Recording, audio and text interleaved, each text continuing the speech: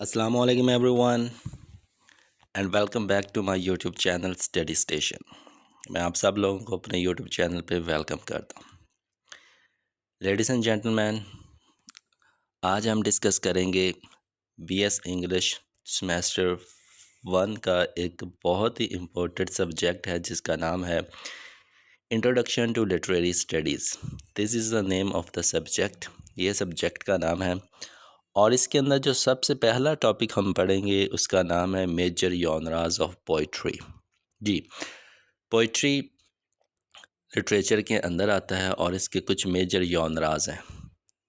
Hair you are watching their two genres, narrative and lyric poetry. ये नज़म के poetry के दो मेजर जॉनरास हैं, नैरेटिव एंड लिरिक। इनको हम समझने की कोशिश करेंगे और इनको समझने के लिए we must know about two dimensions. Poetry के जॉनरास को समझने के लिए आपको दो डायमेंशंस का पता होना चाहिए। वो दो डायमेंशंस कौन सी हैं? पहली डायमेंशन अब हम डिस्कस करेंगे, दूसरी डायमेंशन हम बाद में डिस्कस करेंगे। तो very first dimension is lexical thematic dimension. ये फर्स्ट स्लाइड के अंदर कुछ टॉपिक्स हैं, इनको हम बाद में डिटेल करते डिस्कस करेंगे, लेकिन इधर ये टॉपिक्स इसलिए दिए ताकि आपके जहन के अंदर चीज़ बैठ जाए कि आगे हम कौन कौन सी चीज़ें डिस्कस करेंगे। तो पोइट्री को समझने के लिए डायमेंशंस की ज़रूरत पड़ती है और पहली डायमेंशन का नाम है लेक्सिकल थीमेटिक डायमेंशन और इस डायमेंशंस के अंदर कुछ टॉपिक्स हैं। आज इस वीडियो के अंदर हम अपने फर्स्ट टॉपिक को डिस्कस करेंगे which is looking at words. ठीक है जी। तो ये एक व्यू था, ये एक डायग्राम सा था जिसको जहन में रखना ज़रूरी है ताकि आगे आने वाली चीज़ें आपके लिए आसान हो सके। जी, तो हम आज की वीडियो का आगाज़ करते हैं।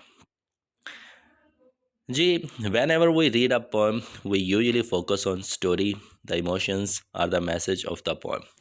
जब कभी भी हम कोई पीस ऑफ राइटिंग देखते हैं, specially if you talk about the poem, तो हम उस पोएम के अंदर की कहानी के ऊपर ध्यान देते हैं, द इमोशंस, या उस कहानी उस नज़म के अंदर जो जज्बात शायर रख देता है उसके ऊपर ध्यान देते हैं, और the message of the poem, या उस नज़म के अंदर जो एक इखलाकी सबक हमें मिल रहा होता है उसके ऊपर हम ध्यान देते हैं। जब हम नज़म पढ़ते हैं तो हमारे जहन के अंदर तीन चीज़ें होती हैं, कहानी, जज्बात या उस नज़म का इखलाकी सबक। इन तीन चीज़ों को जहन में रखते हुए हम एक नज़म को ध्यान से पढ़ते हैं। However, literary study teaches us that poetry is not only about meaning, it is also about how the poet uses words.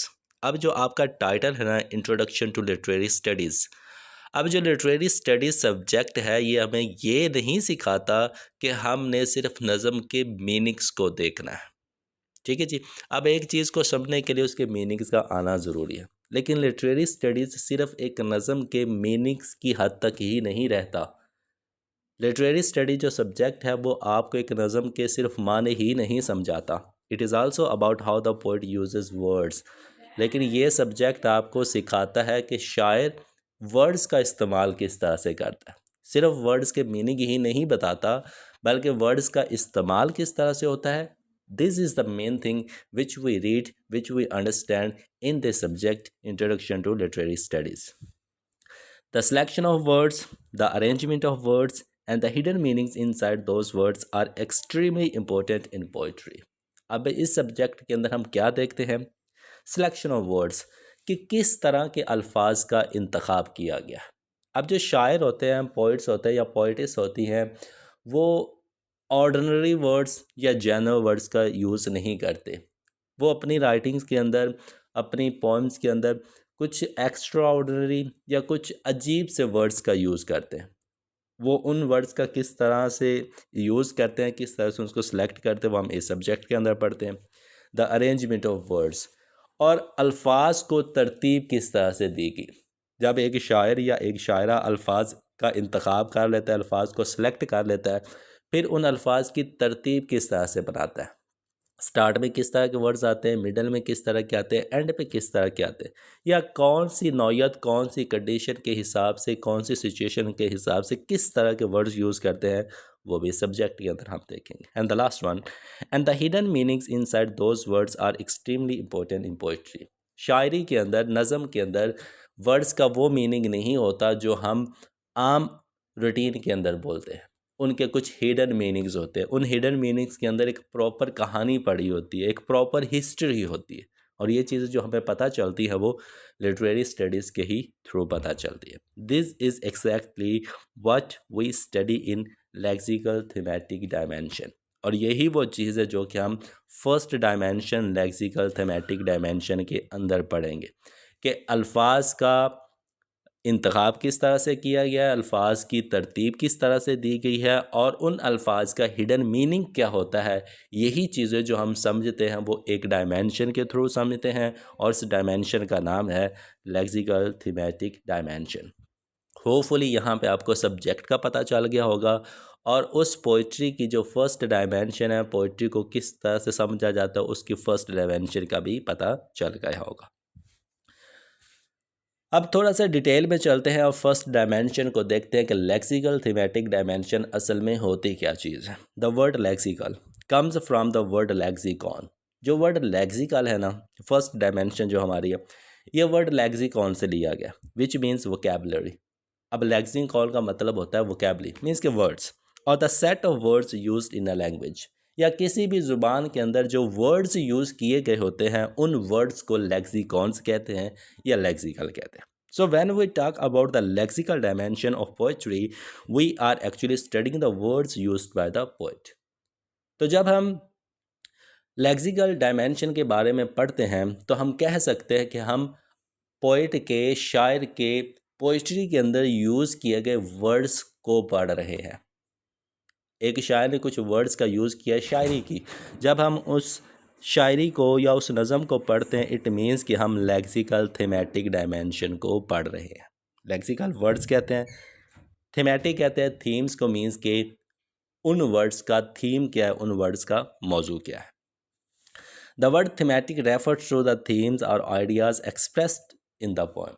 जी, अब एक शायर ने वर्ड्स यूज़ कर लिए, डेफिनेटली हर एक चीज़ का एक मकसद होता है, एक ऑब्जेक्टिव होता है। अब जो शायर ने वर्ड्स यूज़ किए हैं उनका असल में मकसद क्या है, वो जो मकसद होता है उसको हम थीम्स कहते हैं या थीमेटिक कहते हैं। So the lexical thematic dimension means understanding how the choice of words help to create themes and meaning in poetry. तो लेक्सिकल थीमेटिक डायमेंशन का मतलब ये हुआ कि एक पोइट्री के अंदर जो वर्ड्स यूज़ किए गए हैं वो किस तरह से उन वर्ड्स को या उस शायर की लिखी हुई नज़म को समझने में, उसका मकसद समझने में मदद करते हैं। उस डायमेंशन को लेक्सिकल थीमेटिक डायमेंशन कहते हैं। This is the simple point, the very first topic of introduction to literary studies. Poetry के योनरास को समझने के लिए आपको डायमेंशंस का पता होना चाहिए, और जो फर्स्ट डायमेंशन है वो लेक्सिकल थीमेटिक डायमेंशन, और ये डायमेंशन हमें बताती है कि शायर अल्फाज का यूज़ किस तरह से करता है, कौन से अल्फाज यूज़ किए जाते हैं, और उन अल्फाज का मकसद क्या होता है। अब इस डायमेंशन के अंदर जो सबसे पहला टॉपिक आ जाता है, इसके अंदर बहुत से टॉपिक्स आपको मिलेंगे, मीन्स कि जितने भी फिगर ऑफ स्पीच यूज़ होती है वो सारे के सारे इस डायमेंशन को समझने के लिए यूज़ होंगे। So the very first topic is looking at words. ध्यान से सुनते जाइएगा, ये आपका एक लॉन्ग क्वेश्चन भी बन सकता है और शॉर्ट क्वेश्चन भी बन सकता है, मीन्स के इस टॉपिक को आप मल्टीपल डायमेंशंस के ज़रिए कवर कर सकते हैं। So the very first topic is looking at words, the simple one, बहुत ही आसान सा, लुकिंग एट वर्ड्स, अल्फाज की तरफ देखना। अब इसको समझने से पहले छोटी सी चीज़ समझ लें। आप कोई भी पीस ऑफ राइटिंग, मीन्स की शायरी ही पढ़ते हैं, नज़म पढ़ते हैं। अब कुछ नज़मों के अंदर अल्फाज बिल्कुल सादा यूज़ हुए होते हैं, कुछ नज़मों के अंदर अल्फाज बहुत ही कॉम्प्लेक्स यूज़ हुए हैं। फॉर एग्ज़ाम्पल, मैं दो जुमले बोलता हूँ, आई एम एंग्री, मैं गुस्से में हूँ। अब इसके बरक्स, इसके कंट्रास्ट में मैं एक और जुमला बोलता हूँ, आई एम फ्यूरियस, मैं शदीद गुस्से में हूँ। अब दोनों का जो कॉन्टेक्स्ट है वो बिल्कुल सेम है, I am angry, I am furious. ठीक है जी, दोनों का कॉन्टेक्स्ट सेम है, दोनों का मानी सेम है, लेकिन एक तरफ जो जुमला दिया है कि वो बिल्कुल सिंपल है, और उसके कंट्रास्ट में जो दूसरा जुमला है वो थोड़ा सा कॉम्प्लेक्स यूज़ हो रहा है। जो बिगनर्स होते हैं, जो पहली दफ़ा किसी चीज़ को पढ़ रहे हैं, वो आई एम एंग्री को अच्छे तरीके से समझ लेंगे। जिनकी डिक्शनरी अच्छी है, जिनकी वोकैबलरी अच्छी है, जिनकी अंडरस्टैंडिंग चीज़ों को लेके अच्छी है, वो आई एम फ्यूरियस को भी अच्छे तरीके से समझ सकते हैं। लेकिन जो बिगनर्स होंगे, जो पहली दफ़ा किसी चीज़ को पढ़ रहे होंगे उनके लिए जो सिंपल वर्ड्स होंगे वो ज़्यादा माने रख रहे होंगे। तो यही जो चीज़ होती है, इसी तरह से हम पोइट्री के वर्ड्स को जब देखते हैं तो वो लुकिंग एट द वर्ड्स होता है कि एक शायरी के अंदर, एक नज़म के अंदर शायर ने किस तरह के अल्फाज यूज़ किए, सिंपल यूज़ किए हैं, कॉम्प्लेक्स यूज़ किए, इमोशनल यूज़ किए या नॉन इमोशनल यूज़ किए। When we analyze a poem, the first step is to carefully look at the words used by the poet. जी, पोइट्री को समझने के लिए जो सबसे पहला कदम है, सबसे पहला स्टेप है, वो क्या होता है? लुकिंग एट द वर्ड्स, कि हम अल्फाज की तरफ देखते कि शायर ने किस तरह के अल्फाज का यूज़ किया। Poets are very selective about the vocabulary. अब अल्फाज की तरफ हम क्यों देखते हैं? क्योंकि जो शायर होते हैं, स्पेशली पोइट्स की बात कर रहे हैं या पोइटिस, मीन्स के जो नज़म वगैरह लिखा करते हैं, ये अल्फाज का इंतखाब करते वक्त बहुत ही क्यूरियस होते हैं, बहुत ही सेलेक्टिव होते हैं। ये हर तरह के वर्ड्स अपनी राइटिंग के अंदर यूज़ नहीं करते। ये चंद एक वर्ड्स होते हैं जिनको अपनी राइटिंग का हिस्सा बनाते हैं। Unlike ordinary writing, poetry does not use random words. जी, पोइट्री की ये खूबसूरती है, ये पोइट्री की कला है कि जो पोइट्री के अंदर वर्ड्स यूज़ होते हैं वो ऑर्डनरी वर्ड्स यूज़ नहीं होते, और ना ही पोइट्री के अंदर रैंडम वर्ड्स यूज़ किए जाते हैं। बड़े ही सोच समझ करके, अंडरस्टैंडिंग करके इन अल्फाज का पोइट्री के अंदर यूज़ किया जाता है। Every word in a poem is usually chosen for a specific purpose. शायरी के अंदर जो भी वर्ड का इंतखाब किया जाता है, कोई भी लफ्ज़ चुना जाता है, उसके पीछे एक ख़ास मकसद होता है। कोई भी शायरी के अंदर लफ्ज़ बेमकसद नहीं होता, उसके पीछे एक ऑब्जेक्टिव ज़रूर होता है। Sometimes a poet select words that create a particular emotion such as sadness, happiness, fear or nostalgia. जी, कभी कभार ऐसा होता है कि जो शायर होता है वो कुछ ख़ास किस्म के अल्फाज यूज़ करता है, जिस तरह सैडनेस, तन्हाई कह लें, उदासी कह लें, हैप्पीनेस, खुशी कह लें, फियर, डर कह लें, और नॉस्टैल्जिया या माजी की यादें कह लें। कुछ मीन्स के एग्जाम्पल के तौर पर आप इसको ले सकते हैं। कुछ शायर, कुछ पोइट ऐसे होते हैं जो इस तरह के वर्ड्स यूज़ करते हैं। And whenever you hear these words, for example if a poet uses words like darkness, silence, cold, lonely and shadow. अब जब आप इस तरह के वर्ड्स सुनते हैं तो आपके जहन के अंदर एक इमेज बनता है। For example when you here a word darkness, अंधेरा आप सुनते हैं, साइलेंस खामोशी के बारे में सुनते, कोल्ड सर्दी के बारे में सुनते, लॉनली तन्हाई के बारे में सुनते, एंड शेडो और सायेदार चीज़ के बारे में सुनते। अब ये कुछ वर्ड्स हैं जो शायर अपनी नज़म के अंदर यूज़ कर रहा है।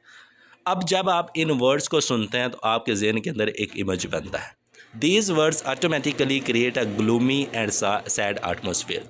अब आप इन वर्ड्स को सुनेंगे तो आपके जहन के अंदर एक इमेज बनेगी। वो जो इमेज बनेगी वो बड़ी ही उदासी वाली बनेगी, क्योंकि वर्ड्स का इंतखाब ही उसी तरह से किया हुआ है। Darkness, silence, cold, lonely, shadow, ठीक है नहीं, इस तरह के वर्ड्स का यूज़ किया तो ऑटोमेटिकली आपका जो जहन जाएगा वो उदासी की तरफ जाएगा, आपका जो जहन जाएगा वो परेशानी की तरफ जाएगा, आपका जो जहन जाएगा वो तकलीफ़ों की तरफ जाएगा। ये एक आर्ट होता है जो शायर यूज़ करता है, मीन्स कि वो वर्ड्स इस तरह के सेलेक्ट करता है कि वो आपके जहन के साथ खेल सके। On the other hand words like light, sunshine, laughter, Bloom and morning. अब उसके कंट्रास्ट में आप ये वर्ड्स देख लें, लाइट रोशनी, सनशाइन सूरज की रोशनी, लाफ्टर खुश मिजाजी हंसी, ब्लूम रोशनी, एंड मॉर्निंग और सुबह। अब जब आप इस तरह के वर्ड्स सुनते हैं तो आपके जहन के अंदर जो इमेज बैठेगा वो नेगेटिव नहीं बैठेगा, वो पॉजिटिविटी की तरफ आएगा। Usually create a feeling of hope and happiness. Definitely जब आप सुबह का जिक्र सुनेंगे, खुशी का जिक्र सुनेंगे, सूरज के निकलने का जिक्र सुनेंगे, तो आपके जहन के अंदर एक उम्मीद आएगी, आपके जहन के अंदर एक खुशी बैठेगी। तो ये होती है जी पावर ऑफ वर्ड्स, ये अल्फाज की ताकत होती है। And this power is used by the poets. ये जो पावर होती है, ये जो वर्ड्स होते हैं वो शायर यूज़ करते हैं, इसीलिए जो शायर होते हैं वो अपने वर्ड्स चुनते वक्त बहुत ही ज़्यादा सिलेक्टिव होते हैं।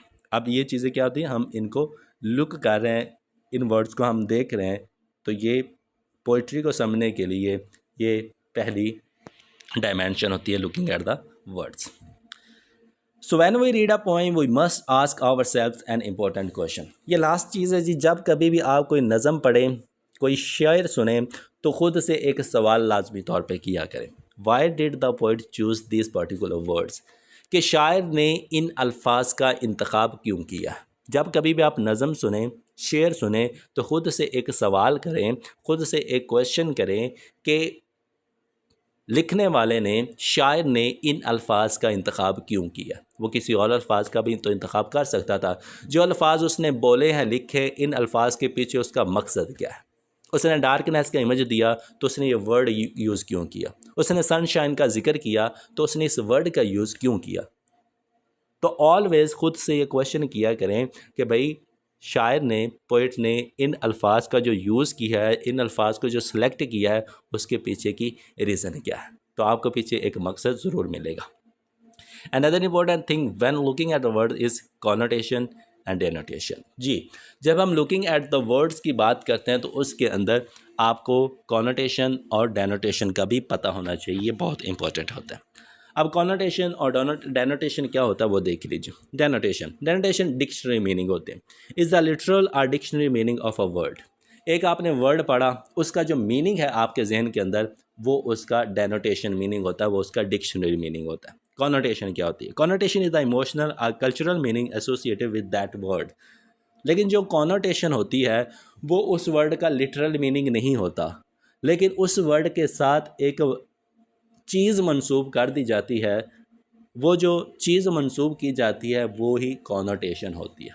नहीं समझ आई? एग्जाम्पल की मदद से देखिए। For example, the word home and house have similar. जी, अब आप एक वर्ड पढ़ते हैं home and house, have similar denotation. अब इनके जो डिक्शनरी मीनिंग है वो बिल्कुल सेम है, इनके जो लिटरल मीनिंग है वो बिल्कुल सेम है। हाउस का मतलब भी घर होता है, होम का मतलब भी घर होता है। अब ये इनके लिटरल मीनिंग है, डिक्शनरी मीनिंग है। डिक्शनरी मीनिंग को हम डेनोटेशन से कहते हैं। Because both refer to a place where people live. क्योंकि ये जो दोनों वर्ड्स हैं होम एंड हाउस, ये उस जगह को जाहिर करते हैं जहाँ पे लोग रह रहे होते हैं। ये इनके डिक्शनरी मीनिंग्स होते हैं। However the word home has a warmer emotions feeling. लेकिन अगर हम जब होम की बात करें उसके साथ कुछ इमोशंस अटैच होते हैं। हाउस सिर्फ एक बिल्डिंग ब्लॉक्स होती है, ईंटों का बना हुआ एक घर होता है हाउस की बात करें। लेकिन जब आप होम की बात करते हैं तो उसके साथ कुछ फीलिंग्स अटैच होती है, उसके साथ कुछ रिलेशंस अटैच होते हैं, उसके साथ कुछ इमोशंस अटैच होते हैं। अब देखिए, वर्ड होम के साथ हमने कुछ चीज़ों को मंसूब किया हुआ है, उसके साथ कुछ चीज़ों को जोड़ा हुआ है। तो कोई ऐसा वर्ड जिसके साथ आपने कुछ चीज़ों को जोड़ा हो, कुछ चीज़ों का रिलेशन बनाया हो, तो वो जो उसका मीनिंग होगा वो कॉनोटेशन होगा। It suggest comfort, family, love and belonging. जब होम की बात आती है स्पेसिफिकली, तो उसके लिए हम सुकून को जाहिर करते हैं, ख़ानदान को, मोहब्बत को और अपने ताल्लुक़ को जाहिर करते हैं। तो ये चीज़ें थी जो हमने होम के साथ मंसूब की हुई थी, रिलेट की हुई थी। तो जो डिक्शनरी मीनिंग होगा, जो लिटरल मीनिंग होगा, वो आपका डेनोटेशन होगा। लेकिन कुछ वर्ड्स ऐसे होते हैं जिनके साथ कुछ चीज़ें मंसूब की जाती है, तो वो आपका कॉनोटेशन मीनिंग होता है। So at the end we can say, so to conclude, when we study poetry through the lexical thematic dimension, we carefully analyze the words used by the poet, we observe their meaning and emotions. जी, तो जब हम thematical dimension को देखते हैं, lexical thematic dimension को देखते हैं, तो उसके अंदर हम वर्ड्स को पढ़ते हैं और उस वर्ड्स के मीनिंग्स को देखते हैं कि भाई शायर ने जो वर्ड्स यूज़ किए हैं उनके लिटरल मीनिंग क्या है। तो उसके अंदर से हम इमोशंस निकालते हैं। So this is your first topic, looking at the words. उम्मीद करता हूँ कि छोटा सा टॉपिक है, आपको पसंद आया होगा और आपको समझ भी आ गई होगी। सो इंशाल्लाह we will see you in our next video, in our next topic. तब तक के लिए thank you so much. Have a nice day to all of you.